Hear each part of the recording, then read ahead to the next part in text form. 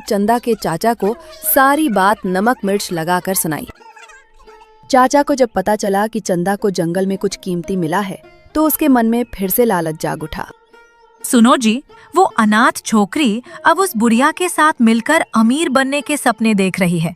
मैंने अपनी आंखों से देखा है कि उसकी टोकरी में कुछ ऐसा था जो सोने की तरह चमक रहा था। अगर वो अमीर बन गई तो पूरे गांव में हमारी थू-थू होगी कि हमने उसे निकाल दिया। हमें कुछ ऐसा करना होगा कि वो सारा माल हमारे हाथ लग जाए। तुम सही कह रही हो। अगर उसके पास सच में कोई कीमती चीज है तो उस पर पहला हक मेरा है, क्योंकि मैं उसका सगा चाचा हूँ। कल रात जब वो सो रही होंगी तो मैं उनकी झोपड़ी में जाकर वो टोकरी उठा लाऊंगा। वो बेसहारा बच्चियां हमारा क्या ही बिगाड़ डालेगा, और वो बुढ़िया तो खुद मौत के करीब है, उसे कौन पूछेगा। इधर चंदा की झोपड़ी में खुशियों का माहौल था। अम्मा ने उन जड़ों को साफ करके एक टोकरी में रख दिया। चंदा ने अपनी बहन छोटी को खुशी से देखा और उसे बताया कि अब उनके अच्छे दिन आने वाले हैं। छोटी देख, अम्मा कह रही हैं कि ये जड़ें हमें बहुत सारे पैसे दिलाएंगी। कल मैं और अम्मा शहर की बड़ी मंडी जाएंगे और इसे बेचकर तेरे लिए नया लाल कमीज और बहुत सारी मिठाइयाँ लाएंगे। और हाँ, हम अम्मा के लिए एक नया गरम कंबल भी खरीदेंगे ताकि उन्हें रात को ठंड न लगे। अब हमारी गरीबी के दिन खत्म होने वाले हैं। दीदी, मुझे कपड़े, मिठाई ये सब नहीं चाहिए। बस आप और अम्मा हमेशा मेरे साथ रहना। मुझे डर लगता है कि जब आप जंगल जाती हो तो कहीं वो चाची आपको फिर से परेशान न करे। दीदी, क्या अब हम कभी भूखे नहीं सोएंगे? क्या मुझे भी गांव के बाकी बच्चों की तरह विद्यालय जाने को मिलेगा? मैं पढ़ लिख कर आपकी तरह समझदार बनना चाहती हूँ। चंदा की आंखों में आंसू आ गए। उसने भगवान का शुक्रिया अदा किया कि उन्हें पार्वती अम्मा जैसी नेक औरत मिली।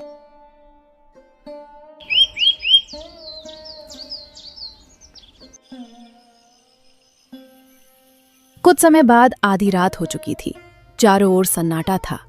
तभी झोपड़ी के बाहर किसी के चलने की आहट हुई।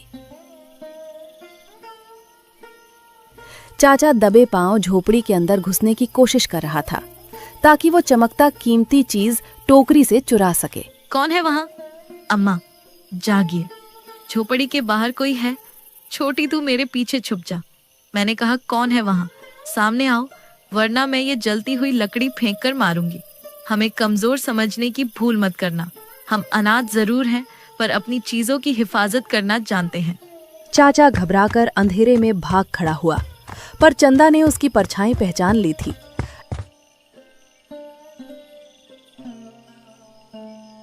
चंदा ने समझ लिया था कि उसकी तरक्की के दुश्मन अब उसके अपने ही रिश्तेदार बन चुके हैं। इस घटना के बाद चंदा की आंखों में नींद नहीं थी। उसे बस सूरज निकलने का इंतजार था ताकि वो अपनी तकदीर बदल सके।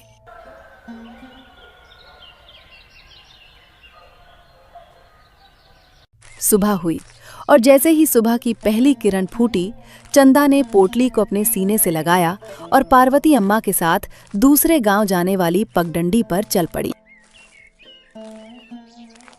अम्मा, रात को जो हुआ उसने मुझे डरा दिया है। मुझे पक्का यकीन है कि वह परछाई चाचा जी की ही थी।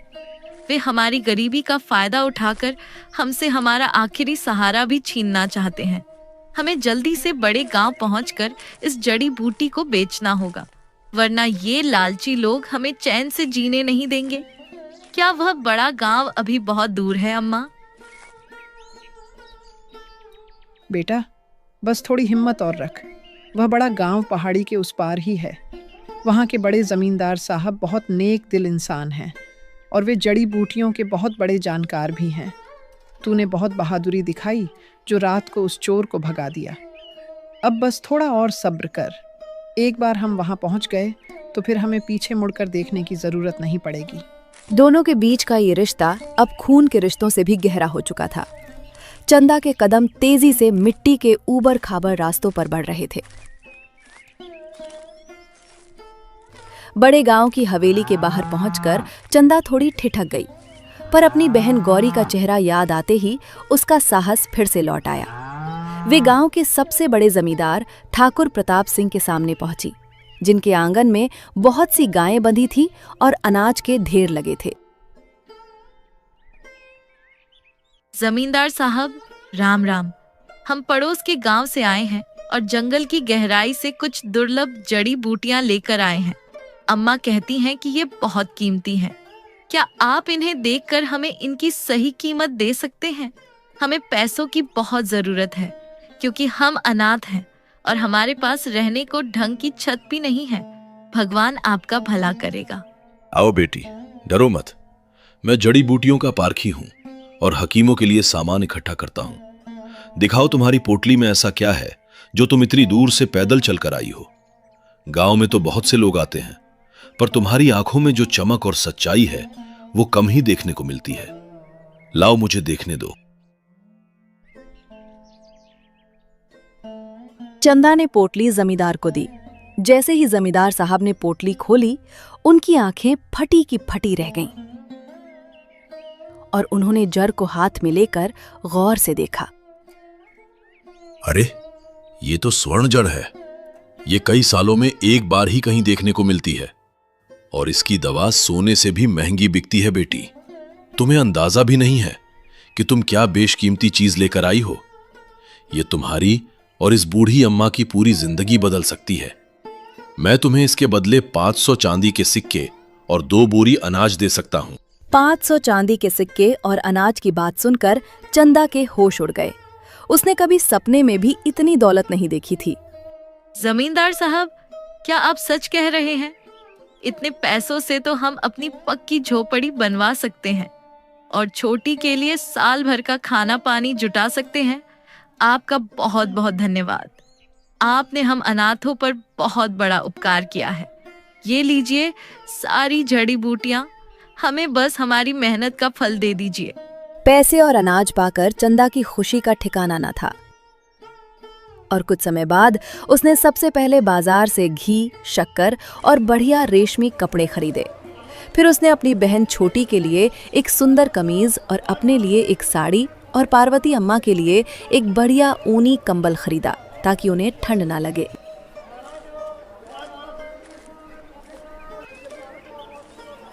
अम्मा, आज मेरी रूह को सुकून मिला है। अब हमें किसी के आगे हाथ नहीं फैलाने पड़ेंगे। देखिए, मैंने आपके लिए यह कंबल लिया है। अब आपको कड़कड़ाती ठंड में ठिठुरना नहीं पड़ेगा। और यह देखिए छोटी के लिए कमीज, जब वह इन्हें देखेगी तो खुशी से उछल पड़ेगी। आज हम अपनी झोपड़ी में सबसे बढ़िया पकवान बनाएंगे। बेटा, यह सब तेरी मेहनत और सच्चाई का फल है। तूने हार नहीं मानी, इसीलिए भगवान ने रास्ता दिखाया। पर याद रखना चंदा, पैसा आने के साथ साथ दुश्मन भी बढ़ जाते हैं। हमारे गांव वापस जाते ही हमें बहुत संभल कर रहना होगा, क्योंकि तेरे लालची चाचा और चाची की नज़र अब हमारी इस पोटली पर ही होगी। हमें अपना पैसा छुपा कर रखना होगा। चंदा ने अम्मा की बात गांठ बांध ली और दोनों ने अपने गांव की ओर वापसी शुरू की। उनके पास अब उम्मीदों का खजाना था। जैसे ही चंदा और अम्मा गांव में दाखिल हुईं, सबकी नजरें उनके सिर पर रखे अनाज के बोरों और हाथों में मौजूद पोटलियों पर टिक गईं। गांव के लोग कानाफूसी करने लगे कि ये अनाथ लड़की और गरीब बुरी के पास अचानक इतना अनाज और सामान कहाँ से आ गया। गांव में चलते हुए दोनों को चंदा के चाची अपनी खिड़की से देख लेती है और उनके पास वो सब सामान देख के हैरान हो जाती है। अरे देखो तो, ये चंदा और वो बुढ़िया कैसे ठाठ से आ रही हैं। इनके पास तो अनाज के बोरे हैं और नए कपड़ों की पोटलियां भी।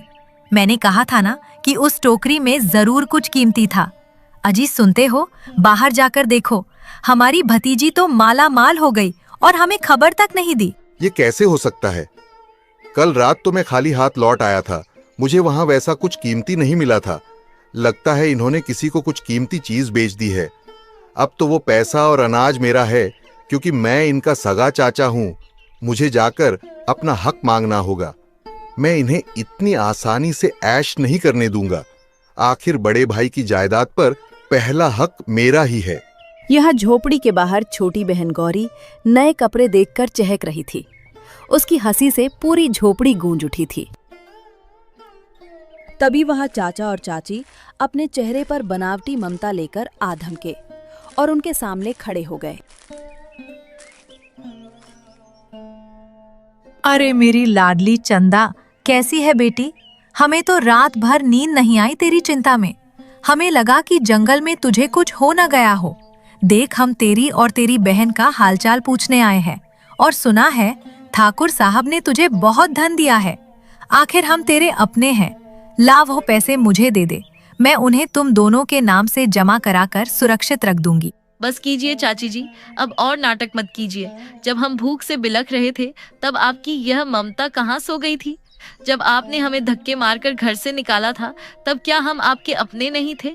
ये मेरी और अम्मा की खून पसीने की कमाई है और इसमें से एक दाना भी आपको नहीं मिलेगा। आप अभी यहाँ से चले जाइए। जबान संभाल कर बात कर चंदा, मैं तेरा चाचा हूँ। अगर तूने चुपचाप पैसे नहीं दिए तो मैं पंचायत बुलाऊंगा और कहूंगा कि तूने ये पैसे जंगल के मंदिर से चुराए हैं। फिर देखूंगा तुझे यह बुढ़िया कैसे बचाती है। तुझे कारागार भिजवा दूंगा। चंदा डरी नहीं। उसने हाथ में एक डंडा उठा ली और अपने चाचा की आंखों में आंखें डालकर साहस के साथ बोली, बुला लीजिए पंचायत। मैं भी सबको बताऊंगी कि कैसे आपने रात को चोरी करने की कोशिश की थी। गांव वाले अब आपकी ही असलियत जान लेंगे। अब हम वो लाचार अनाथ नहीं हैं जिन्हें आप डरा सकें। निकल जाइए यहाँ से, वरना मैं पूरे गांव को इकट्ठा कर लूंगी। चाचा और चाची चंदा का ये रूप देखकर दंग रह गए और डर के मारे वहां से निकल गए। पर उनके मन में नफरत अभी भी थी। चंदा ने तय किया कि वो अब इस पुरानी झोपड़ी को पक्की बनाएगी और अम्मा के साथ मिलकर खेती शुरू करेगी। लेकिन क्या चाचा चाची चंदा को सुख से रहने देंगे या वे गांव के मुखिया के साथ मिलकर कोई नई चाल चलेंगे? समय का पहिया अपनी गति से घूमता रहा और चंदा की मेहनत ने रामपुर गांव में एक चमत्कार कर दिया। जमींदार साहब से मिले धन और अनाज की मदद से चंदा ने न केवल अपनी झोपड़ी पक्की कर ली, बल्कि पार्वती अम्मा की बंजर जमीन को भी हरा भरा कर दिया। छोटी, देख आज हमारे खेत में फसल कितनी लहलहा रही है।